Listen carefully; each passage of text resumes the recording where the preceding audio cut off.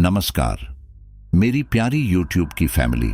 मैं हूं mister x और आज के पॉडकास्ट में मैं आपके लिए बहुत ही ज्यादा डरावनी कहानी लेकर के आया हूं।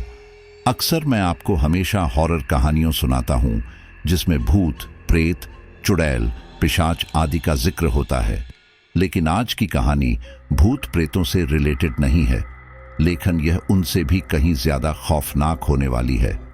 आज मैं आपका परिचय एक ऐसे भयानक जीव से करवाने वाला हूं जिसके बारे में आपने बहुत सारी कहानियों के बारे में सुना होगा, लेकिन क्या हो अगर वास्तव में ऐसा ही जीव कभी आपके सामने आ जाए।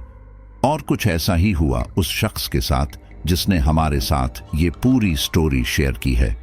उन चारों दोस्तों को बिल्कुल भी अंदाजा नहीं था कि जहां पर वो घूमने के लिए जा रहे हैं वहां पर इतनी भयानक विपदा भी आ सकती है। और उन चार दोस्तों के ग्रुप में केवल एक ही दोस्त जिंदा बचा जिसने हमारे साथ स्टोरी शेयर की। साथियों, हिमालय केवल एक पहाड़ नहीं है जो केवल बर्फ से ढका हुआ हो, और नहीं वो केवल घूमने की जगह है। हिमालय अपने आप में ऐसी जगह है जो पूरी तरह से रहस्यों से भरी हुई है। उस जगह को आज तक भी एक्सप्लोर नहीं किया गया है। वहां के कई रहस्य हैं जिनके बारे में हम इंसानों को कोई अंदाजा भी नहीं है। कुछ लोग कहते हैं कि वहां पर दूसरी दुनिया ही बसती है, और हमारे ग्रंथों में, इतिहास में हिमालय का जिक्र काफी बार किया गया है कि वहां पर संजीवनी जैसी जड़ी बूटियां पाई जाती है और वो महादेव का निवास स्थान भी है। और हम पढ़ते आए हैं कि इतिहास में जितने भी सिद्ध, साधु, संत और महात्मा रहे हैं वो हिमालय में जाकर ही घनघोर तपस्या किया करते थे। और कहा जाता है कि आज भी वहां पर कई सारे ऐसे जीव पाए जाते हैं जो आज के ज़माने से नहीं बल्कि कई हजार वर्षों से वहां पर रहते आ रहे हैं। इंडियन आर्मी ने भी कई बार ये बताया है कि उन्हें हिमालय के अंदर ऐसे इनपुट्स मिलते हैं, ऐसे प्रूफ मिलते हैं कि वहां पर कोई और भी रहता है। और बाकायदा इंडियन आर्मी बड़े बड़े पैरों के निशान के फोटोज़ को इंटरनेट पर डालती भी है, जिन्हें आप लोग भी जा कर के देख सकते हैं। तो आज जिस इंसान ने हमारे साथ अपनी स्टोरी शेयर की है, उन्होंने भी वहां पर एक ऐसे ही जीव को अपनी आंखों के सामने देखा था। अब वो जीव क्या था, कैसा था, वो तो आपको स्टोरी को सुनने के बाद ही पता चलेगा।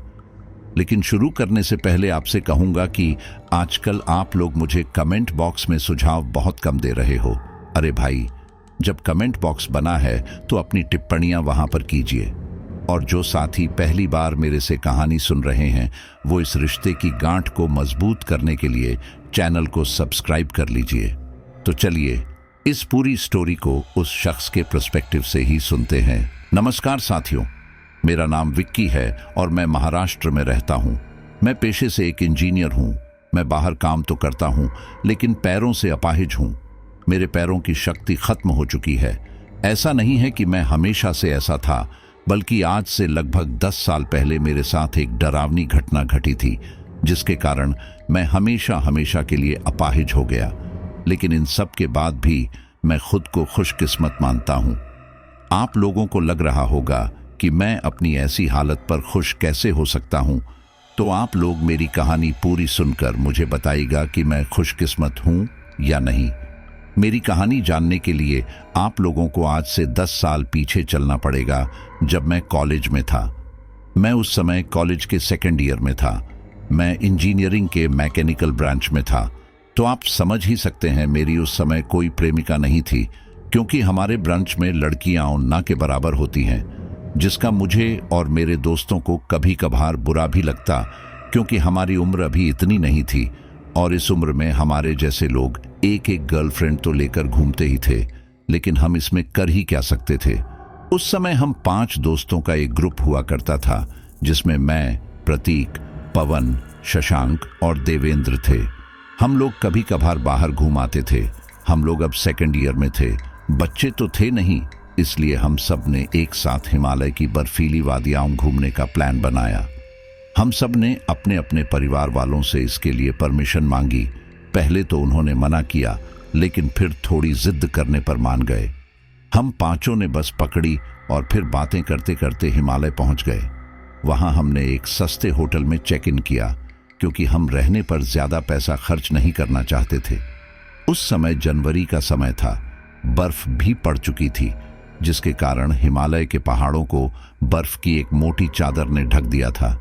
बर्फीली पहाड़ी देखना हमारे लिए किसी सपने से कम नहीं था, क्योंकि हम कभी भी यहाँ नहीं आए थे। हम सारे दोस्तों ने हिमालय की चढ़ाई करने की सोची और फिर हाइकिंग का ज़रूरी सामान लेकर पहाड़ी की ओर बढ़ने लगे। यहाँ पर मैं आपको बता दूं कि पहाड़ी रास्ते बहुत ही ज़्यादा जटिल होते हैं और हिमालय की पहाड़ी तो उससे भी ज़्यादा जटिल है। यहाँ पर कितने ही लोग आते हैं जो कई बार तो किसी विपत्ति का शिकार हो जाते हैं, लेकिन इन सब के बाद भी लोगों का जोश हिमालय की पहाड़ी पर आने का कम नहीं होता और वह फिर भी आते हैं। वही हाल हमारा भी था। हम 5 दोस्त अपने हाइकिंग का सारा सामान लेकर हिमालय की पहाड़ी पर आगे बढ़ने लगे। पूरा पहाड़ बर्फ की मोटी चादर से ढका हुआ था, जिस वजह से हमें आगे चलने में कठिनाई हो रही थी, लेकिन हमें इसमें मज़ा भी बहुत आ रहा था। लगभग 2-3 घंटे की चढ़ाई करने के बाद हम लोग एक जगह पर रुके। हमने अपनी थर्मस में से गर्मा गर्म चाय निकाली और फिर पीने लगे। पहाड़ी इलाके में गर्मा गर्म चाय पीने का वैसे भी अपना ही मज़ा है। थोड़ा आराम करके और चाय नाश्ता करके हम लोग दोबारा आगे बढ़ने लगे। लगभग 1-आध घंटे बाद वहां पर ठंडी हवाएं चलने लगी।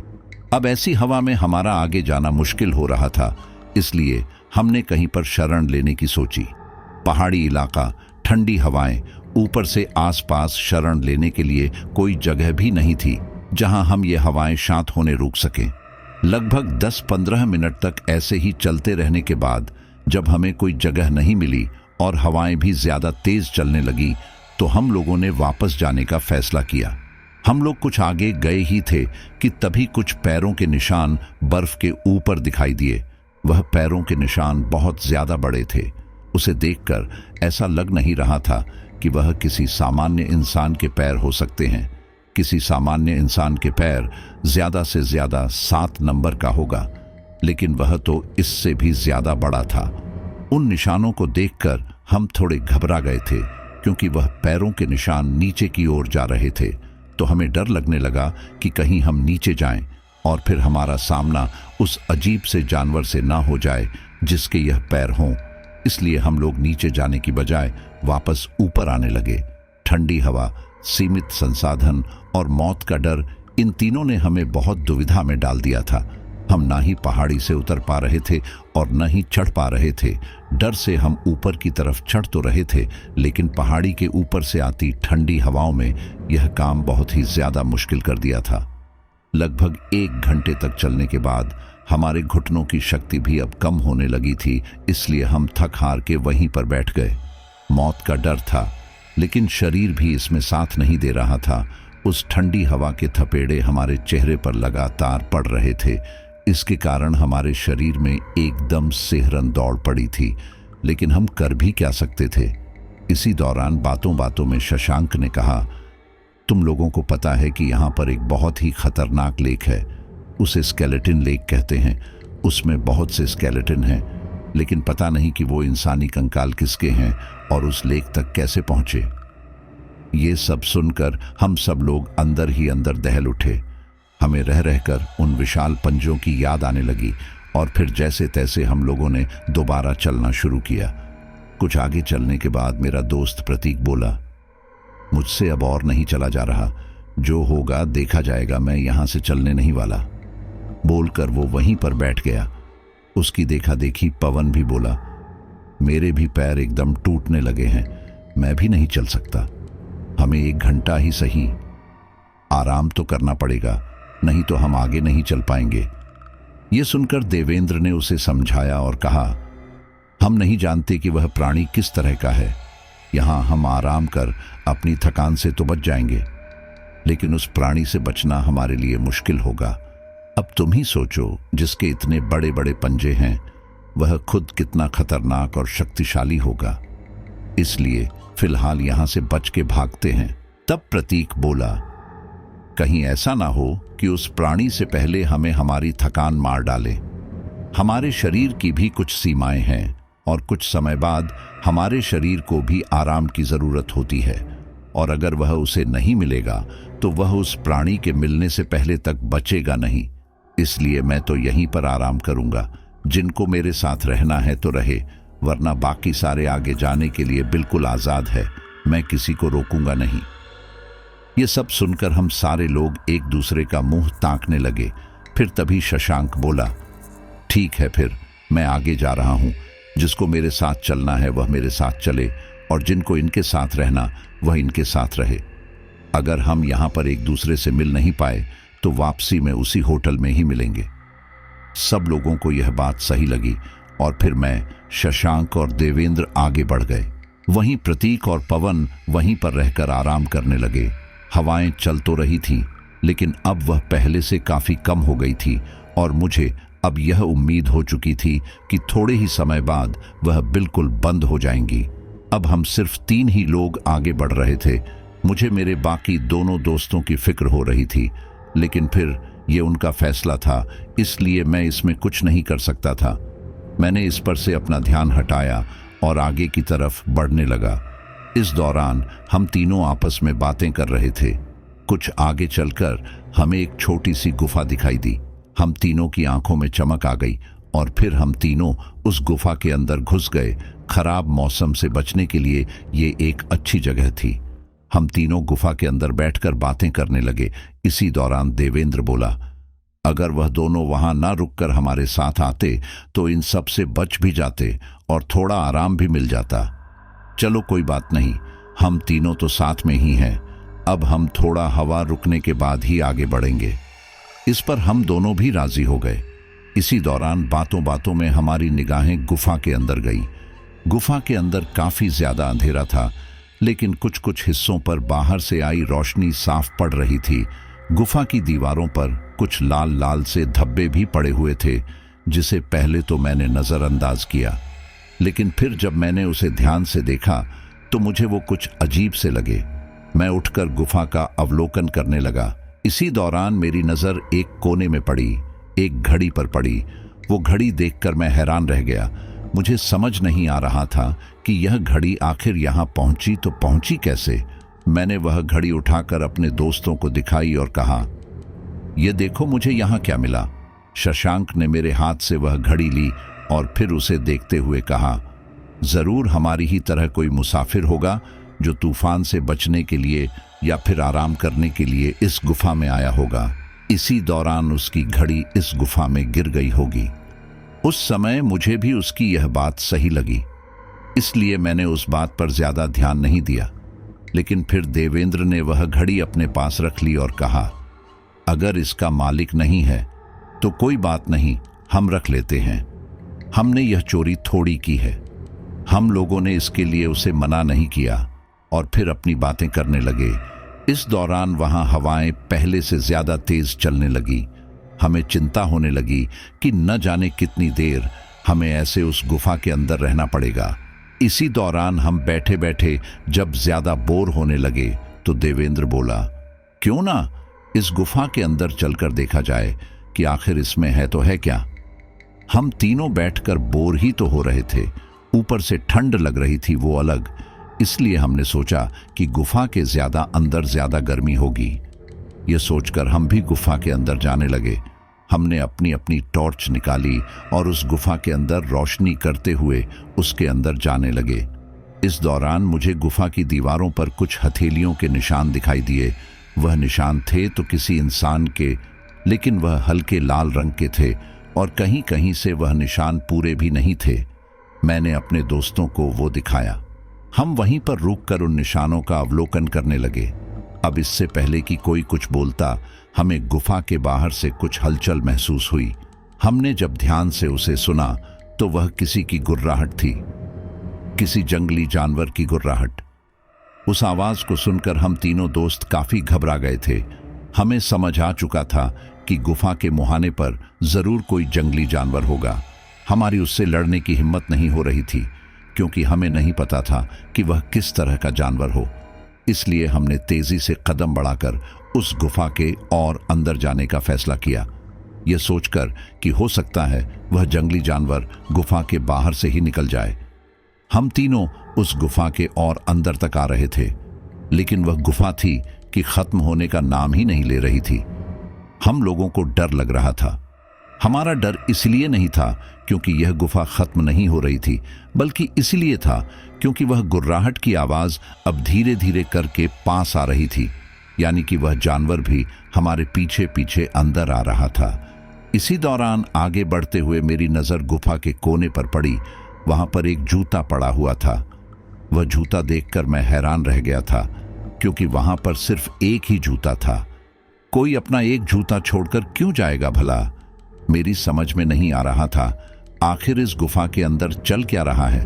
पहले वह हथेलियां के निशान, और अब यह जूता, और जूते के ऊपर भी कुछ हिस्से पर भी थोड़ा सा लाल रंग लगा हुआ था।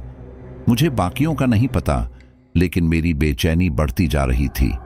मेरे मन में डर घर गया था कि हो ना हो यह उस जंगली जानवर की गुफा है जिसमें वह इंसानों को लाकर मारकर खाता होगा, और हम तीनों तो उसके जाल में खुद ही फंस गए थे। वह न जाने हमारा क्या हाल करेगा। यह सोच सोच कर ही मुझे इतने सर्द माहौल में भी पसीने आ रहे थे। हम तीनों तेजी से उस गुफा के अंदर बढ़ रहे थे।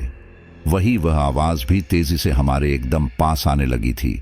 ठीक इसी दौरान देवेंद्र ने कहा, गुफा की दीवारों पर ऊपर की तरफ कुछ खाली जगह है। हम अगर वहां तक पहुंचकर दूसरी तरफ कूद जाएं तो शायद इन सब से बच पाएं। ये सुनकर हमारी नजर भी गुफा के ऊपर की तरफ दीवारों पर पड़ी। उन दीवारों के ऊपर सच में इतनी जगह थी कि एक बार में एक इंसान उन गुफा की दीवारों के उस पार हो जाए।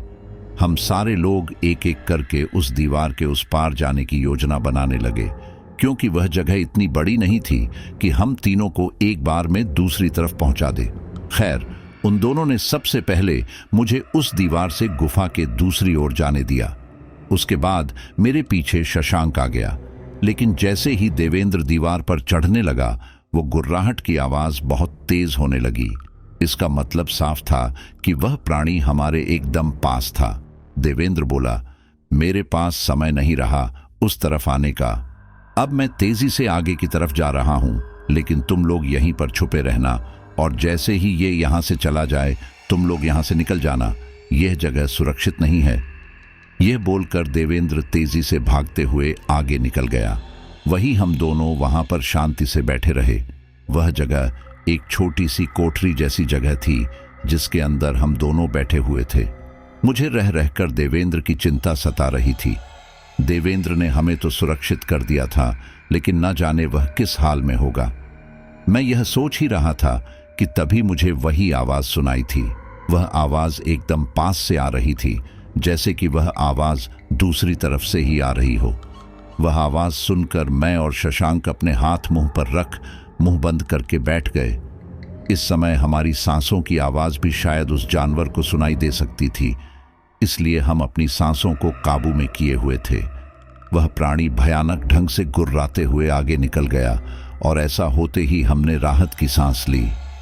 वह प्राणी वहां से आगे चला तो गया था, लेकिन वह यहां से इतना आगे भी नहीं गया था कि हम लोग यहां से बाहर निकल सके। हम लोग कुछ देर वहीं पर ऐसे ही बैठे रहे। हम लोग वहां पर ऐसे ही 20-25 मिनट बैठे रहे। लगभग 20-25 मिनट बाद मैंने शशांक से कहा, क्या लगता है, हमें जाकर देखना चाहिए? शशांक बोला, पागल हो क्या? बिल्कुल भी नहीं। वो प्राणी पता नहीं कब तक इस गुफा में ऐसे ही रहेगा, और जब तक वह इस गुफा के अंदर है हमें यहां से बाहर नहीं निकलना चाहिए, क्योंकि हम कह नहीं सकते वह कब हमारे पीछे आ जाए। इसलिए जैसे ही वह गुफा से बाहर निकल जाएगा हम लोग भी यहां से बाहर भाग जाएंगे, लेकिन तब तक शांति से यहीं बैठो। तब मैंने कहा, देवेंद्र ठीक तो होगा ना? वह इस गुफा में आगे चला गया और वह प्राणी भी उसके पीछे पीछे गया है। कहीं उसने उसे कुछ नुकसान न पहुंचा दिया हो। यह सुनकर वह कुछ सोचते हुए बोला, हम एक काम करते हैं, उस प्राणी के यहां से जाने के बाद लगभग 2-4 घंटे यही बैठेंगे। उसके अंतराल में अगर देवेंद्र यहां आ गया तो ठीक, पर ना आया तो हम समझ जाएंगे कि वह शायद अब इस दुनिया में नहीं है। यह सुनकर मैं काफी घबरा गया और मन ही मन देवेंद्र के ठीक होने की प्रार्थना करने लगा। मैंने अपनी घड़ी देखी। हम लोग वहां पर लगभग 4-5 घंटे तक रहे, लेकिन वह भयानक जीव अभी तक गुफा से बाहर नहीं गया था और ना ही देवेंद्र की कोई खबर थी। जब ज्यादा समय हो गया तब शशांक बोला, यार बहुत टाइम हो गया है, मुझे नहीं लगता कि देवेंद्र अब तक जिंदा होगा।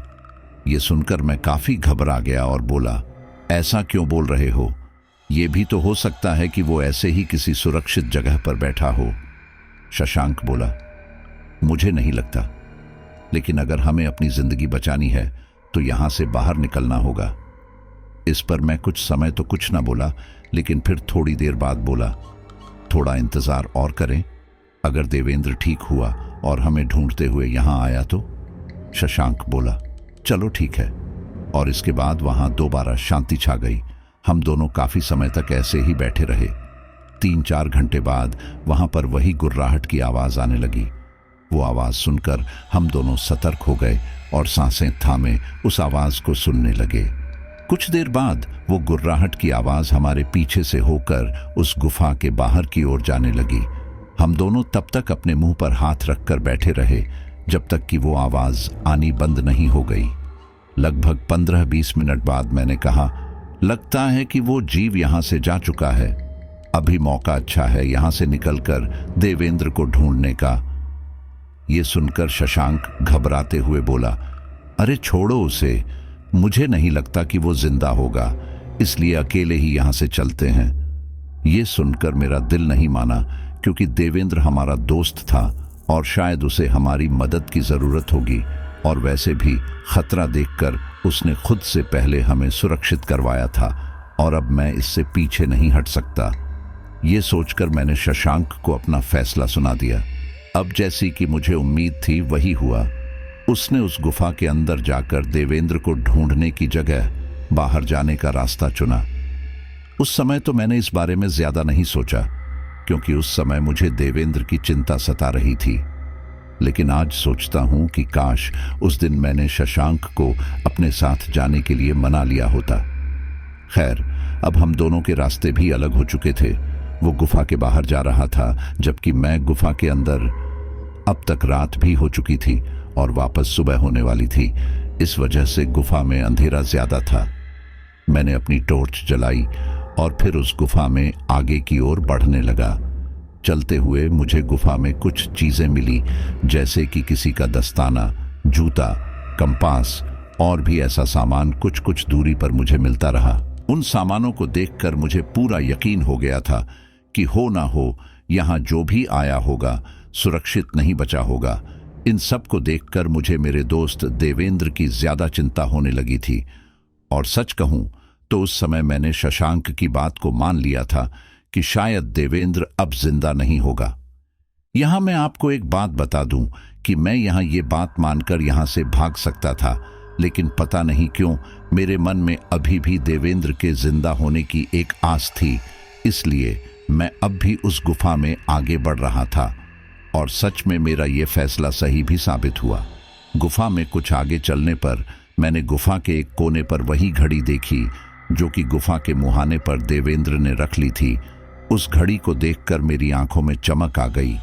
मुझे लगा कि हो ना हो देवेंद्र यहां तक आया होगा, और यहां पर ताजे खून के छींटे नजर नहीं आ रहे, तो मतलब कि देवेंद्र शायद सुरक्षित हो। कुछ आगे चलकर ही मुझे अंदर की तरफ से कुछ कदमों की आवाज मेरी ओर आती महसूस हुई। वो आवाज सुनकर मैं काफी घबरा गया था। मुझे लगा कि कहीं उस जीव जैसे ही कुछ और जीव भी यहां ना हो। मैं ये सोच ही रहा था कि तभी अचानक मुझे उस तरफ से देवेंद्र की आई और शशांक, विक्की। वो आवाज सुनकर मैंने राहत की सांस ली और फिर तेजी से उस आवाज की दिशा में बढ़ गया। वहां जाकर मैंने देखा कि देवेंद्र सामने से आ रहा था। मुझे वहां अकेले देखकर देवेंद्र का माथा ठनका और उसने मुझसे पूछा कि मैं यहां अकेले कैसे। तब मैंने उसे सारी बात बता दी। ये सुनकर वो बोला, चलो कोई बात नहीं, अब हमें भी यहां से निकलना चाहिए। और फिर हम दोनों तेजी से गुफा के मुहाने की ओर जाने लगे। हम लोग गुफा के मुहाने से थोड़ा दूर ही थे कि तभी हमें बाहर से वही गुर्राहट की आवाज गुफा की ओर बढ़ते हुए आने लगी। वो आवाज सुनकर हम दोनों वापस गुफा के अंदर की ओर भागे और फिर उसी जगह पर जाकर छिप गए जहां मैं और शशांक छुपे थे। वो प्राणी गुर्राते हुए गुफा के अंदर की ओर बढ़ गया, लेकिन इस बार उसके चलने की गति काफी कम लग रही थी। इसी के साथ ही कुछ घसीटे जाने की भी आवाज आ रही थी। हम दोनों अपनी अपनी सांसें थामे वहीं बैठे हुए थे। जब वो प्राणी आगे बढ़ गया तब हमने थोड़ा ऊपर उठकर बाहर की ओर देखा तो पाया कि किसी के शव को कोई बड़ा सा सफेद जीव अंदर की तरफ ले जा रहा था। उस शव की खोपड़ी किसी तरबूज की तरह फूटी हुई थी, इसलिए उसकी शक्ल पहचान में नहीं आ रही थी, लेकिन उसके कपड़े जाने पहचाने लग रहे थे। वो कोई और नहीं बल्कि हमारा दोस्त शशांक था। शशांक को इस तरह से देखकर मेरी आंखों में आंसू आ गए। मुझे यकीन नहीं हो रहा था कि शशांक अब हमारे बीच नहीं रहा। मैं इस बात को अपने दिमाग में बिठाने की कोशिश कर रहा था। फिर लगभग 20-25 मिनट बाद देवेंद्र बोला, इस गुफा में रहना ठीक नहीं है। पता नहीं वो सफेद प्राणी कब हमें ढूंढ ले, इसलिए अब हमें यहां से चलना चाहिए। मुझे उसकी बात सही लगी, इसलिए मैंने अपने आप को संभाला और फिर हम दोनों वहां से बाहर की तरफ तेजी से जाने लगे। जमीन पर खून के लंबे निशान थे जो कि शशांक के शव को घसीटकर ले जाए जाने के कारण बन गए थे। हम दोनों तेजी से भागते हुए उस गुफा से बाहर आ गए। बाहर मौसम अब बिल्कुल सामान्य था। बाहर आते ही देवेंद्र बोला, हमें नीचे की तरफ चलना चाहिए। ये सुनकर मैंने कहा, हमारे दो दोस्त प्रतीक और पवन अब तक ऊपर चले गए होंगे। हमें भी ऊपर आकर उन्हें इस बारे में आगाह करना चाहिए। कहीं ऐसा ना हो कि हम शशांक की तरह इन दोनों को भी खो दें। देवेंद्र को मेरी बात सही लगी और फिर हम दोनों पहाड़ी पर ऊपर की ओर बढ़ने लगे। वहां पर कोई बर्फीला तूफान तो नहीं आ रहा था, लेकिन बर्फ की मोटी चादर जरूर थी, जिस वजह से हमारा उसमें चलना मुश्किल हो रहा था। हमारे पैर बर्फ में ढंस रहे थे। इन्हीं सब के दौरान देवेंद्र अपनी जगह पर एकदम से रुक गया और बोला, यहां पर खून के धब्बे देखे तुमने? उसकी बात सुनकर मेरा ध्यान बर्फ के एक हिस्से पर गया जहां पर खून की कुछ बूंदें थीं। हम दोनों उनको देखने के लिए उसके एकदम पास आए तो देखा, न सिर्फ वहां पर खून था बल्कि एक हाथ भी था। हम दोनों ने हैरानी से एक दूसरे की ओर देखा और फिर तेजी से वहां की बर्फ निकालने लगे। हमने उस हाथ के ऊपर से सारी बर्फ हटाई। बर्फ हटाते ही हम दोनों एकदम हैरान रह गए, क्योंकि वो हाथ और किसी का नहीं बल्कि हमारे दोस्त पवन का था। हमने चेक किया तो पाया कि पवन की मौत हो चुकी थी और उसकी मौत शायद ज्यादा खून बहने के कारण हुई हो, क्योंकि उसका सीना बुरी तरह से फटा हुआ था। उसके शव की हालत इतनी ज्यादा खराब थी कि शरीर के अंदरूनी अंग और इसी के साथ ही सीने की टूटी हुई हड्डियां साफ नजर आ रही थीं। ये देखकर हम पहले से काफी ज्यादा घबरा गए थे, क्योंकि पवन अच्छा खासा पहलवान इंसान था। वो एक बार में 2-4 को तो आसानी से धूल चटा सकता था, लेकिन यहाँ तो उसकी ऐसी हालत देखकर मुझे डर लगने लगा था कि आखिर वो कौन हो सकता है जो पवन को ऐसे फाड़ सकता है। मैं ये सब सोच ही रहा था कि तभी देवेंद्र बोला, इसके साथ तो प्रतीक भी था ना। ये सुनकर मेरा ध्यान भी इस ओर गया। हमने आसपास की बर्फ हटाकर देखी, लेकिन वो यहाँ पर नहीं था। ये देखकर देवेंद्र बोला, शायद प्रतीक ठीक होगा, हमें उसे देखना चाहिए। मैंने इस बात से हामी भरी और फिर हम दोनों उस पहाड़ी पर आगे बढ़ने लगे। चलते चलते देवेंद्र बोला, हो ना हो ये उस सफेद प्राणी का ही काम होगा। अब कैसे भी करके प्रतीक को लेकर यहां से निकलते हैं। इस पर मैंने कुछ नहीं कहा, मैं बस चुपचाप उसकी बातें सुने जा रहा था। हम दोनों उस बर्फ पर चलते हुए आगे बढ़ने लगे। इस दौरान हमारे मन में ये डर भी था कि कहीं वो सफेद प्राणी हमारे पीछे ना आ जाए, क्योंकि वो अगर पवन जैसे ताकतवर शख्स का ऐसा हाल कर सकता है तो हम तो फिर उसके आगे ज्यादा देर नहीं टिक सकते। खैर, हम लोग आगे तो जा रहे थे, लेकिन दोबारा वही हुआ जिसका डर था। आगे बढ़ते बढ़ते मौसम दोबारा खराब होने लगा। वहां बर्फीली हवाएं चलने लगी, लेकिन हम फिर भी ना रुके, क्योंकि हम इतने विभत्स तरीके की मौत नहीं चाहते थे।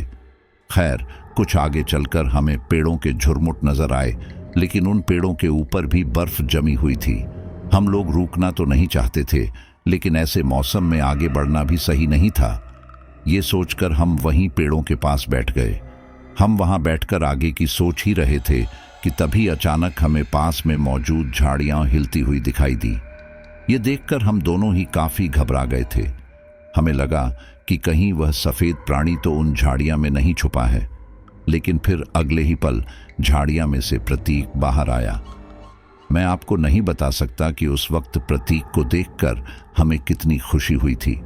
हमने प्रतीक से पूछा कि आखिर क्या हुआ था और पवन के साथ ये सब कैसे हुआ। तब प्रतीक ने बताना शुरू किया। अब दोस्तों, जैसा प्रतीक ने बताया वो मैं आपको थोड़ा फ्लैशबैक में जाकर बता देता हूं। दरअसल कल शशांक, देवेंद्र और विक्की के जाने के बाद पवन और प्रतीक कुछ समय तक ऐसे ही वहां बैठे रहे। लगभग 20 से 25 मिनट आराम करने के बाद वे दोनों उठे और आगे की ओर बढ़ने लगे। इस दौरान आगे बढ़ते बढ़ते पवन ने कहा, यार हमने कहीं गलती तो नहीं कर दी यहां अकेले रहकर? तूने वह पैरों के निशान देखे थे ना, कितने बड़े थे। क्या पता लगता है कि किस तरह का जीव था वह।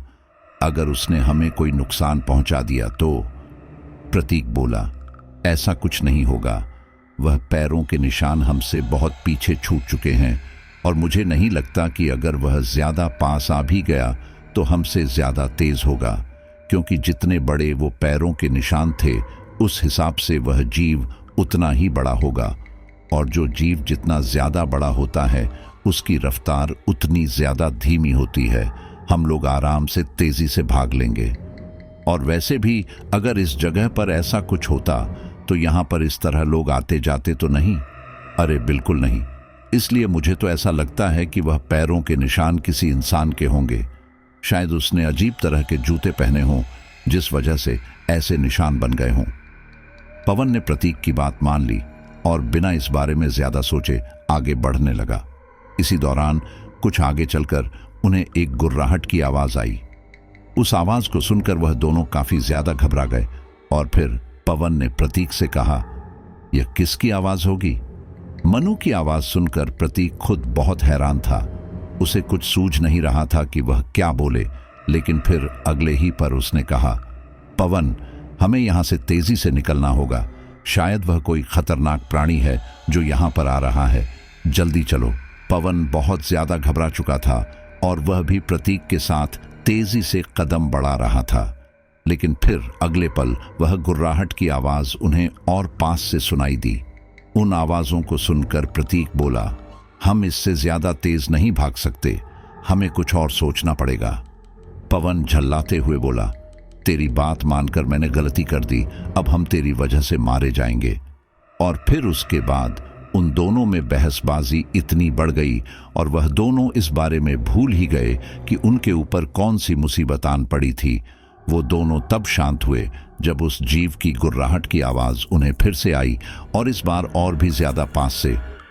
वह आवाज सुनकर वह दोनों पहले से ज्यादा घबरा गए और प्रतीक तेजी से ऊपर की ओर भागने लगा, क्योंकि वह आवाज नीचे की ओर से आ रही थी। उसके पीछे पीछे पवन भी भाग रहा था, जबकि वह आवाज अब उनके और पास से आने लगी थी। अब इससे पहले कि कोई कुछ समझ पाता, वह आवाज एकदम पास आ गई और फिर अगले ही पल किसी ने पवन के पीठ पर हमला कर उसे नीचे गिरा दिया।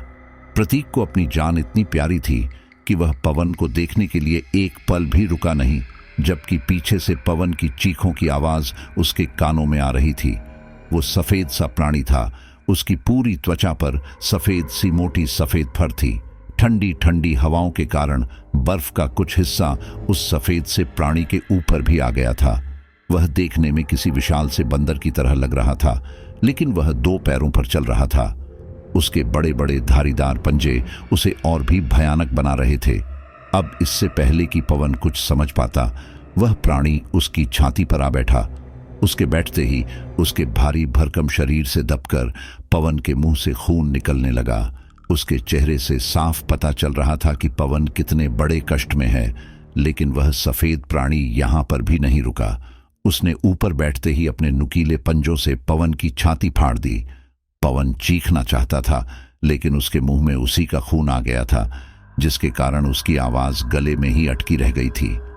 पवन का शरीर कुछ देर तो ऐसे ही तड़पता रहा और फिर उसके बाद शांत पड़ गया, लेकिन वो प्राणी अब भी ना रुका।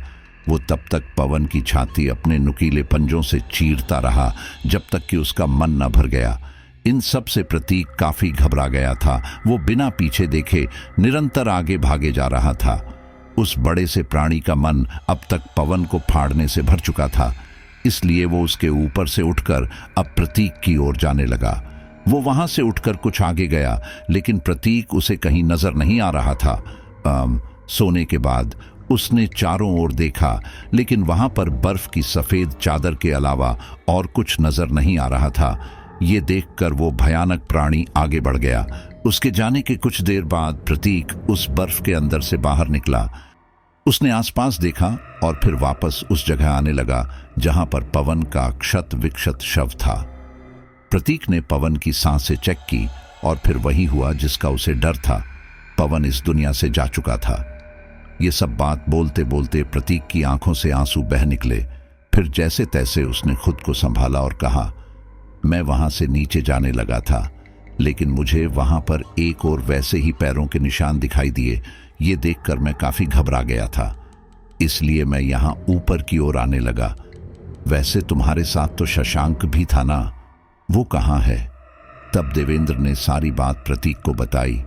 ये सब सुनकर वो बोला, यकीन नहीं हो रहा कि हम लोग एक ही झटके में अपने 2 दोस्तों को खो चुके हैं। तब देवेंद्र बोला, अब जो हो चुका है उसे बदला नहीं जा सकता। अब हमें जैसे तैसे यहां से निकलना होगा। कहना तो नहीं चाहिए, लेकिन हम हमारे दोस्तों के शवों को लेकर भी यहां से नहीं जा सकते, वरना फिर हमें शव बनने में समय नहीं लगेगा।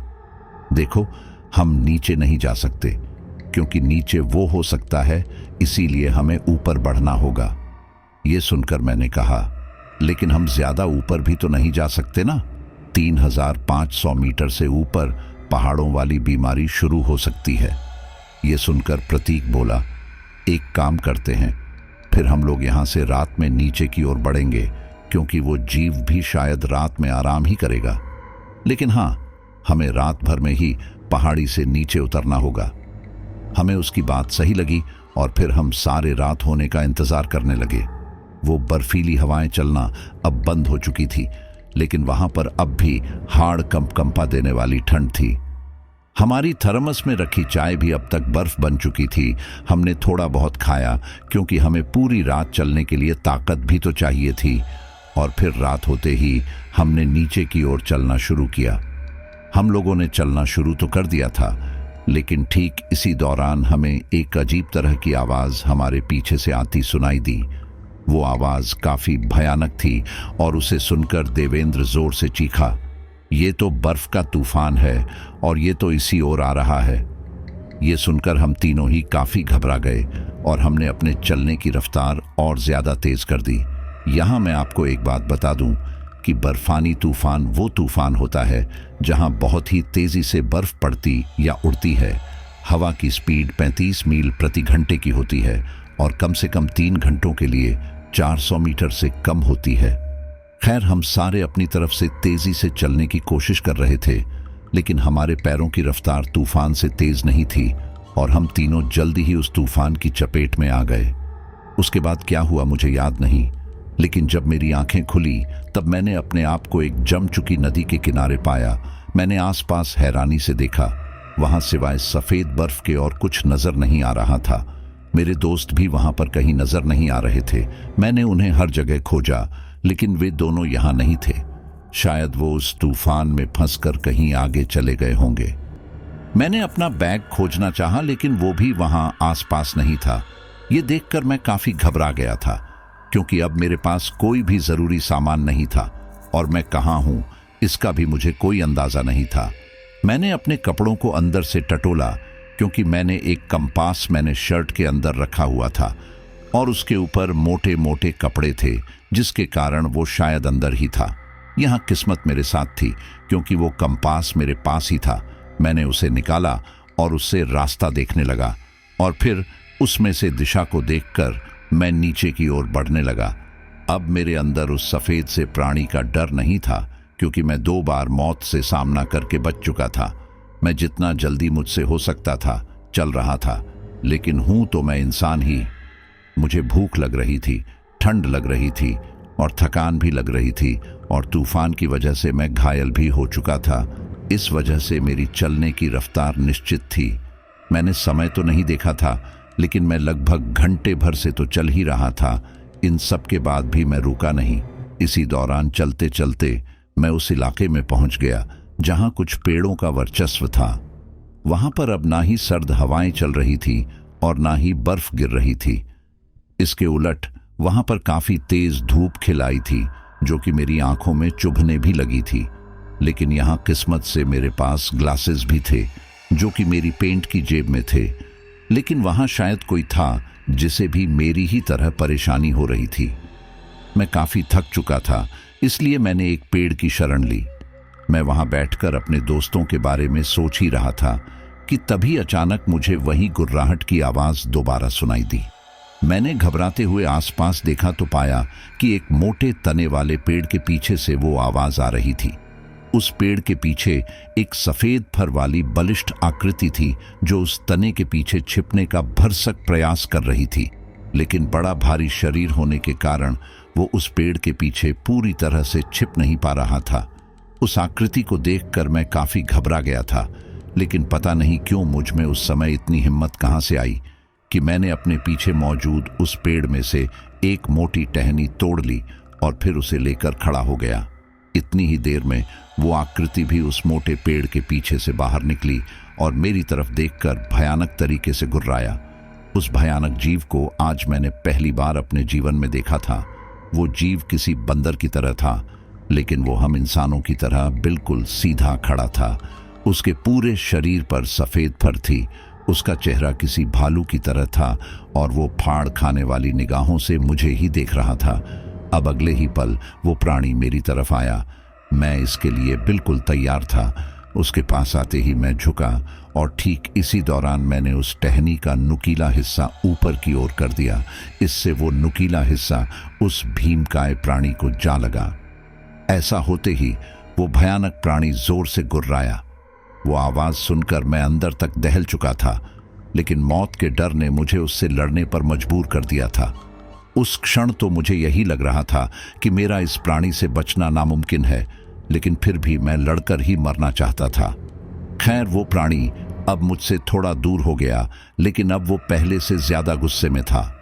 वो दोबारा मेरी ओर लपका, लेकिन मैं गुलाटी खाकर तेजी से एक ओर उछला और अब मैं उसके ठीक पीछे था। मैंने समय न गंवाते हुए सीधा उसके सिर के पीछे वार किया। उस वार से वो प्राणी जमीन पर गिरकर छटपटाने लगा। इस दौरान मैं मौके का फायदा उठाकर वहां से तेजी से भाग निकला। उस जगह पर जमीन पर ज्यादा बर्फ नहीं थी, जिस कारण मुझे चलने में ज्यादा कठिनाई नहीं हो रही थी, इसलिए मैं तेजी से वहां से भाग पा रहा था। मुझे नहीं पता कि उसके बाद उस जीव का क्या हुआ, क्योंकि मेरा पूरा ध्यान अपनी जान बचाने के ऊपर था। कुछ ही देर में मैं वहां से तेजी से भागते हुए उन पेड़ों के बाहर आ गया। मैंने पीछे मुड़कर देखा कि कहीं वो जीव मेरे पीछे तो नहीं आ रहा, लेकिन नहीं, वहां पर मैं सिर्फ अकेला ही था। इस दौरान मुझे ये बात समझ आई कि अपने डर से लड़कर जीता जा सकता है। मेरे अंदर अब बचने की उम्मीद जाग गई थी। मुझे नहीं पता था कि मेरे बाकी के दोस्त कैसे होंगे, लेकिन मुझे इतना पता था कि मुझे बस अपनी फिक्र करनी है। मैं काफी देर से चल रहा था, इसीलिए अब मेरे पैर दर्द से टूट रहे थे, लेकिन मैं दर्द में ही लगातार आगे बढ़ता रहा था। मुझे अब लगभग चलते हुए 1 घंटे से ऊपर हो गया था और अब मेरे घुटनों ने जवाब दे दिया था। मुझे बहुत ही ज्यादा थकान हो रही थी। मेरी आंखों के आगे अंधेरा बढ़ गया था, क्योंकि मैंने कुछ नहीं खाया था। इसी वजह से मैं वहीं पर बेहोश हो गया। मुझे नहीं पता कि मैं वहां कितनी देर तक ऐसे ही बेहोश रहा, लेकिन जब मेरी आंखें खुली तो मैंने किसी लड़की को वहां पाया। उस लड़की ने हमारी तरह गर्म कपड़े पहन रखे थे। उसने मुझे होश में आते ही पूछा, क्या तुम ठीक हो? मैंने हैरानी से उस लड़की को देखा और कहा, मैं ठीक हूं। आप कौन हो और यहां अकेले क्या कर रही हो? वो लड़की बोली, मेरा नाम आरती है। मैं यहाँ पर अपने दोस्तों के साथ ट्रैकिंग करने के लिए आई थी, लेकिन इसी दौरान मेरा सामना एक सफ़ेद से भालू जैसे एक जीव से हुआ। मेरे दोस्त उसमें मारे गए, लेकिन मैं किसी तरह से अपनी जान बचाकर वहाँ से भाग निकली। लेकिन इस दौरान मेरा सामान भी मेरे दोस्तों के पास ही रह गया। लेकिन आपको क्या हुआ? आप यहाँ पर अकेले कैसे? और आपके पास कुछ सामान भी नहीं है। तब मैंने उसे अपने साथ घटी सारी घटना बता दी। यह सुनकर वह लड़की काफी हैरान हुई और बोली, मुझे नहीं पता था कि यह जगह इतनी खतरनाक होगी। अगर पता होता तो मैं यहाँ आती नहीं। मैंने मेरे दोस्तों को भी खो दिया। अब पता नहीं मैं घर जाकर उनके माँ बाप को क्या जवाब दूंगी, क्योंकि इस तरह के जीव के बारे में किसी ने सुना तक नहीं है। ऐसे में वे सारे लोग मुझ पर ही उंगली उठाएंगे, लेकिन जो होगा देखा जाएगा। अभी तो अपनी जान बचाना ज्यादा जरूरी है। चलिए साथ चलते हैं, साथ में रहेंगे तो कम से कम उस भयानक जीव का डर कम होगा। मुझे उसकी बात सही लगी, और वैसे भी मैं अकेला चल चलकर बहुत परेशान हो गया था। अब कम से कम मेरे पास कोई साथी तो है, इसलिए मैं और वह लड़की अब साथ में चलने लगे। इसी दौरान वह मुझसे बातें करने लगी, लेकिन यहाँ हैरानी की बात यह थी कि वह लड़की वही सब बोल रही थी जो बातें मेरे दिमाग के अंदर भी चल रही थी। शायद उसके दिमाग में भी यह सब चल रहा होगा, क्योंकि वह मेरी तरह ही इस मुसीबत में फंसी है। इसलिए मैंने इस बारे में ज्यादा नहीं सोचा। हम लोगों ने काफी समय तक चलते हुए रास्ता पार किया। हम लोग लगभग 1 घंटे से चल ही थे कि तभी मुझे वही गुर्राहट की आवाज दोबारा आई।